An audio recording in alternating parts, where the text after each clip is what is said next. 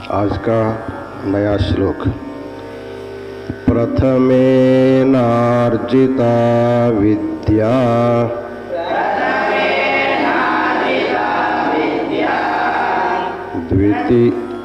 द्वितीयेनार्जितं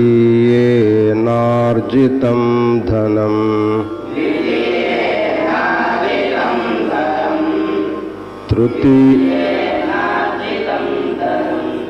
तृतीयेनार्जितं पुण्यं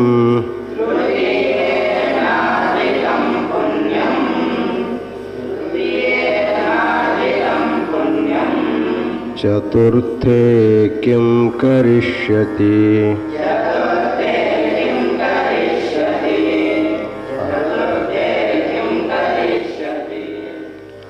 बहुत ही सुंदर श्लोक है। प्रत्येक व्यक्ति के जीवन में अत्यंत उपयोगी पड़ने वाला श्लोक है। ಇದು ಬಹಳ ಮಹತ್ವಪೂರ್ಣವಾಗಿರುವಂಥ ಶ್ಲೋಕ। ಪ್ರತಿಯೊಬ್ಬ ಮನುಷ್ಯನ ಬದುಕಿನಲ್ಲಿ ಯಾವಾಗಲೂ ಉಪಯೋಗಕ್ಕೆ ಬರುವಂಥ ಶ್ಲೋಕ ಇದು।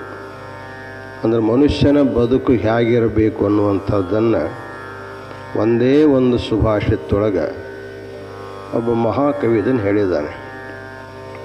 ಸಾಮಾನ್ಯವಾಗಿ ಬಹಳ ಅಲ್ಪ ಮಾತಿನೊಳಗನ ಜೀವನಕ್ಕೆ ಅಮೂಲ್ಯವಾದ ಸಂದೇಶವನ್ನು ಕೊಡ್ತಕ್ಕಂತಹ ಒಂದು ವಿಚಾರಗಳು ಸಂಸ್ಕೃತದ ಸುಭಾಷಿತದಲ್ಲಿ ಇರ್ತವೆ।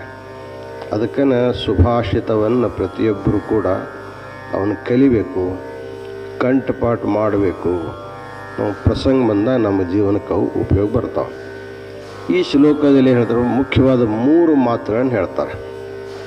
ಒಂದನೇದು ವಿದ್ಯೆಯನ್ನು ಯಾವಾಗ ಸಂಪಾದನೆ ಮಾಡಬೇಕು, ಎರಡನೇದು ಧನವನ್ನು ಯಾವಾಗ ಗಳಿಸಬೇಕು, ಮೂರನೇದು पुण्यವನ್ನು ಯಾವಾಗ संपादने ಮಾಡಬೇಕು। अपने जीवन में विद्या का संपादन कब करना चाहिए, धनार्जन कब करना चाहिए और पुण्य की प्राप्ति कब करनी चाहिए, 3 बातें इसमें बताते हैं। तो बताते हैं प्रथमेनार्जिता विद्या। ये सुभाषितकार का विचार है, यदि आप विद्या संपादन नहीं किया, प्रथमे का मतलब होता है प्रथमावस्था में, ब्रह्मचर्य अवस्था में, शादी से पहले 20-25 साल का जो अवधि रहती है, वैसे तो मनुष्य के जीवन को 100 साल हम मानेंगे, तो 100 साल को 25-25 साल के 4 भाग करते हैं। पहला भाग, दूसरा भाग, तीसरा भाग और चौथा भाग। पहला भाग 25 साल तक का, दूसरा भाग 25 से 50 तक का और तीसरा 50 से 75 तक का और चौथा 75 से 100 तक का। ऐसे 4 भाग करते हैं। आयुष्य के इन 4 भागों में पहला क्या करना चाहिए, प्रथमेनार्जिता विद्या। प्रथमे का अर्थ होता है पहली अवस्था में, ब्रह्मचर्य अवस्था में। 25 साल जीवन का जो पहला खंड है उसमें विद्या न अर्जिता, यदि कोई व्यक्ति विद्या का संपादन नहीं किया, बचपन में खेल कूद में बिता दिया, स्कूल नहीं गया, माँ बाप का बात नहीं सुना, शालिग ಹೋಗಲಿಲ್ಲ, ತಂದೆ ತಾಯಿಗಳ ಮಾತು ಕೇಳಿಲ್ಲ, ಗುರು ಹಿರಿಯರ ಮಾತು ಕೇಳಿಲ್ಲ, ಉಡಾಳು ಜನರ ಸಂಘ ಮಾಡಿಕೊಂಡು ಆ ಕಡೆ ಈ ಕಡೆ ತಿರುಗಾಡಿ 25 ವರ್ಷ ಹಿಂಗೆ ಕಳೆದು ಬಿಟ್ಟ ಅಂದ್ರೆ ಪ್ರಥಮೆ ಅಂದರೆ ಆಯುಷ್ಯದ ಮೊದಲನೇ ಖಂಡದಲ್ಲಿ ವಿದ್ಯಾ ನ ಅರ್ಜಿತ, ವಿದ್ಯೆಯನ್ನು ಸಂಪಾದನೆ ಮಾಡದೆ ಹೋದರೆ, विद्या को आपन संपादन नहीं किया तो विद्या नहीं तो धन कैसे होगा। किसी न किसी विद्या रहेगी तो इस विद्या के द्वारा आप धन संपादन कर सकते हैं। विद्या नहीं ಇಲ್ಲ ಅಂದ್ರೆ ಸಂಪತ್ತಿನ ಸಂಪಾದನೆ ಕಾಯಿಲ್ಲ, ಅದಕ್ಕೆ ಬರ್ತದೆ ದ್ವಿತೀಯ ನಾರ್ಜಿತಂ ಧನಂ। ಎರಡನೇ ಆಯುಷ್ಯದ ಖಂಡದೊಳಗೆ ಧನವನ್ನು ಸಂಪಾದನೆ ಮಾಡದೆ ಹೋದರೆ ನಾರ್ಜಿತಂ ಧನಂ ದ್ವಿತೀಯ ಅಂದರೆ ಆಯುಷ್ಯದ 2ನೇ ಭಾಗದಲ್ಲಿ ಧನಂ ನಾರ್ಜಿತಂ, ಸಂಪತ್ತನ್ನು ಸಂಪಾದನೆ ಮಾಡಲಿಲ್ಲ, धन का संचय नहीं किया, धन की कमाई नहीं किया। आगे बोलते तृतीय नार्जितम पुण्यम। तृतीय का अर्थ होता है जीवन का तीसरा स्टेप, तीसरा खंड में पुण्यम नार्जितम। यदि आपके पास पैसा नहीं है तो दान भी नहीं करेंगे, पुण्य कैसे संपादित होगा? नार्जितम पुण्यम। जब 3 खंड आपका जीवन का व्यर्थ गया, चतुर्थे किम करिष्यति, बुढ़ापे में क्या करोगे? उस समय न विद्या संपादन कर सकते, न धन संपादन कर सकते, धन नहीं है तो पुण्य संपादन नहीं कर, पुण्य नहीं, आपके पास विद्या नहीं, धन नहीं, पुण्य नहीं, मरते समय क्या करेंगे? कुछ भी नहीं कर सकते। इसलिए जीवन को ಸಾರ್ಥಕ करने के लिए, ಜೀವನವನ್ನು ಸಾರ್ಥಕ ಮಾಡಿಕೊಳ್ಳುವುದಕ್ಕಾಗಿ ತನ್ನ ಆಯುಷ್ಯದ 4 ಖಂಡಗಳನ್ನು ಸಾರ್ಥಕ ಮಾಡ್ಕೋಬೇಕು. ಹಾಗಾದ್ರೆ ಏನು ಮಾಡಬೇಕು? ಪ್ರಥಮೆ ಅಂದರೆ ಮೊದಲನೇ ಭಾಗದಲ್ಲಿ ವಿದ್ಯೆಯನ್ನು ಅಧ್ಯಯನ ಮಾಡಬೇಕು. विद्या 2 प्रकार की होती है, एक लौकिक विद्या, एक आध्यात्मिक विद्या। लौकिक विद्या आप जो लोग पढ़ रहे हैं, कोई संस्कृत पढ़ता है, कोई आधुनिक विद्या का अध्ययन करता है, कोई साइंस पढ़ता है, कोई कुछ पढ़ता है, अपने जीवन को चलाने के लिए जो पहला जो विद्या लौकिक विद्या, इस विद्या को संपादन करते करते हमको आध्यात्म विद्या को भी संपादन करना चाहिए। क्योंकि सा विद्या या विमुक्तये, विद्या वही विद्या है जो हमको अंतिम समय में हमको मुक्ति दे सके। इसलिए विद्या जो है सबसे श्रेष्ठ संपत्ति मानी जाती है। विद्या जो है जितना आप बांटते उतना बढ़ता है, उसका सुभाषित अलग हम बाद में बताएंगे। विद्या रूपी जो धन है वो कभी ख़त्म नहीं होता। इसलिए हर एक आदमी को अपने जीवन में लौकिक विद्या साथ ही साथ आध्यात्मिक विद्या, अंतिम समय में हमको आध्यात्मिक विद्या उपयोग पड़ता है। आध्यात्मिक विद्या नहीं आएगी तो उपयोग नहीं पड़ता है ना। इसलिए पहली अवस्था में दोनों विद्याओं का अध्ययन करना चाहिए और दूसरी अवस्था में धन संपादन करना है। धन सब चाहते हैं, लेकिन धन संपादन करने के लिए भी एक विधान होता है। न्याय मार्ग से धन का संपादन करना चाहिए, अन्याय मार्ग से धन का संपादन नहीं करना चाहिए। इसलिए अन्यायोपार्जितम द्रव्यम 10 वर्षानि तिष्ठति। हम लोग अन्याय से संपादन की हुई जो संपत्ति होती है ज़्यादा से ज़्यादा हमारे घर में 10 साल तक टिकती है। प्राप्ते तो 11 वर्षे समूलम विनश्यति। 11वां वर्ष आ गया तब तक पूरा मूल के साथ नष्ट हो जाता है। इसलिए अर्थार्जन करते समय न्याय का, नीति का, धर्म का मार्ग से हमको संपादन करना चाहिए। नहीं तो हम ऐसे चोरी से, चुगली से, लबाड़ी से संपत्ति कर सकते हैं, उसका दुरुपयोग हमको भोगना पड़ता है। इसलिए आजकल हम देख रहे हैं कोरोना महामारी के वजह से दवाखाने में कितना घपला हो रहा है। दवा बेचने वाले 10 रुपए की वस्तु को 1000 रुपये में बेच रहा है।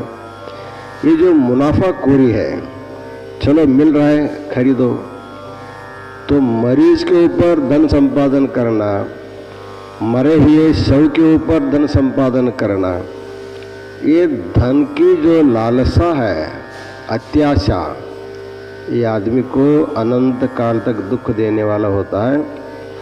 इसलिए धन को संपादन करो परिश्रम से, बौद्धिक परिश्रम करो या दैहिक परिश्रम करो या विद्या दान करके संपादन करो, शास्त्र में जिस मार्ग में संपादन करने के लिए बताया गया है उसी न्यायोचित मार्ग से धन का संपादन करना चाहिए।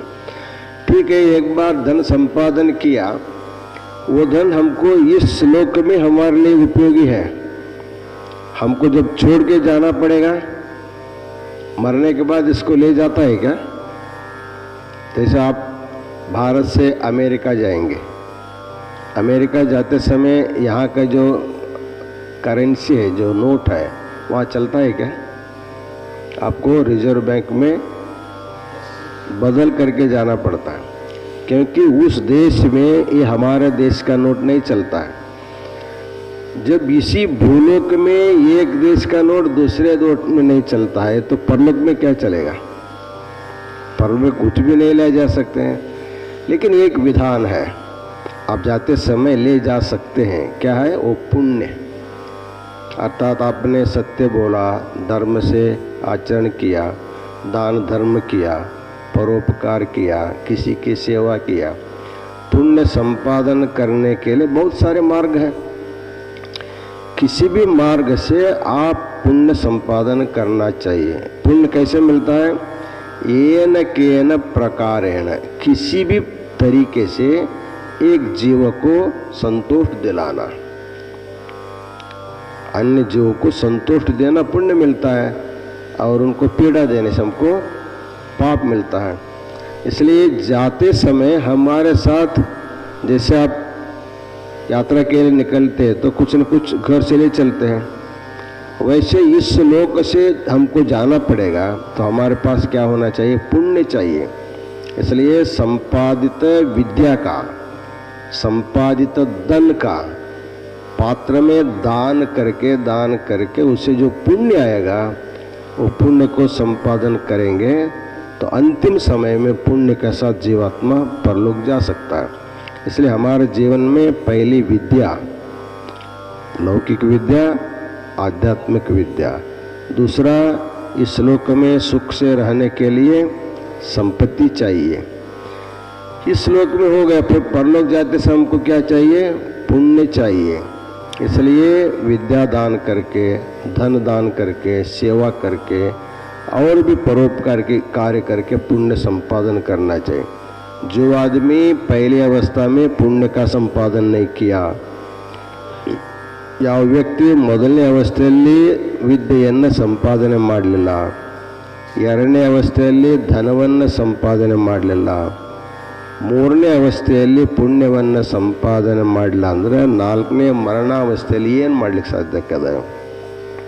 ಅರ್ಥಾತ್ ಅಂತಿಮ ಸಮಯದೊಳಗೆ ನಾವು ಸುಖವಾಗಿ ಹೋಗಬೇಕು ಅಂತಂದರೆ ಇವೆಲ್ಲ ಕ್ರಮವನ್ನೆಲ್ಲ ಅಭ್ಯಾಸ ಮಾಡಬೇಕಂತ ತಿಳ್ಕೊಂಡು, ಅದಕ್ಕೆ ಪ್ರಥಮೇ ನಾರ್ಜಿತ विद्या, इसका अर्थ है आयुष्य के पहले भाग में न अर्जिता विद्या, ವಿದ್ಯೆಯನ್ನು ಸಂಪಾದನೆ ಮಾಡಲಿಲ್ಲ ಅಂದರೆ ದ್ವಿತೀಯ ನಾರ್ಜಿತಂ ಧನಂ, ಆಯುಷ್ಯದ ಎರಡನೇ ಖಂಡದಲ್ಲಿ ಧನವನ್ನು ಸಂಪಾದನೆ ಮಾಡದೆ ಹೋದರೆ, ತೃತೀಯ ನಾರ್ಜಿತಂ ಪುಣ್ಯಂ, ಮೂರನೇ ಮುಪ್ಪಾವಸ್ಥೆಯಲ್ಲಿ ಪುಣ್ಯವನ್ನು ಸಂಪಾದನೆ ಮಾಡದೆ ಹೋದರೆ, ಚತುರ್ಥೇ ಅಂದರೆ ಮರಣ ಕಾಲದಲ್ಲಿ किम करिष्यति, ಏನು ಮಾಡಲಿಕ್ಕೆ ಸಾಧ್ಯಕ್ಕದ? क्या कर सकते हो? इसलिए पहले विद्या संपादन नहीं किया, दूसरे भाग में धन का संपादन नहीं किया, तीसरी अवस्था में पुण्य का संपादन नहीं किया, तो मरते समय तुम क्या कर सकते हो? इसलिए मृत्यु के समय में हमको आनंद से शरीर छोड़ना होगा, हमारे पास पुण्य का संग्रह होना चाहिए। पुण्य संपादन करने के लिए हमारे पास विद्या चाहिए या तो धन चाहिए। इसलिए हर एक आदमी को तीन वस्तु के ऊपर ख्याल रखना, पहला विद्या, दूसरा धन, तीसरा पुण्य, तभी उनका जीवन सार्थक हो सकता है। इस सुभाषित का अर्थ इस श्लोक को आप लोगों से बोला है ना, अभी पहले से एक बार सभी श्लोकों को एक बार पारण कर दीजिए।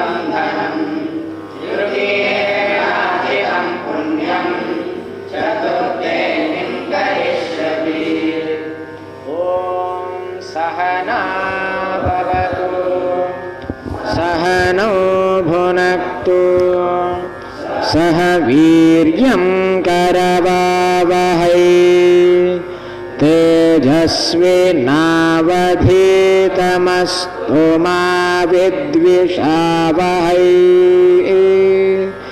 ॐ शान्ति शान्ति शान्तिः। एतत्फलं श्री परमेश्वरार्पणमस्तु।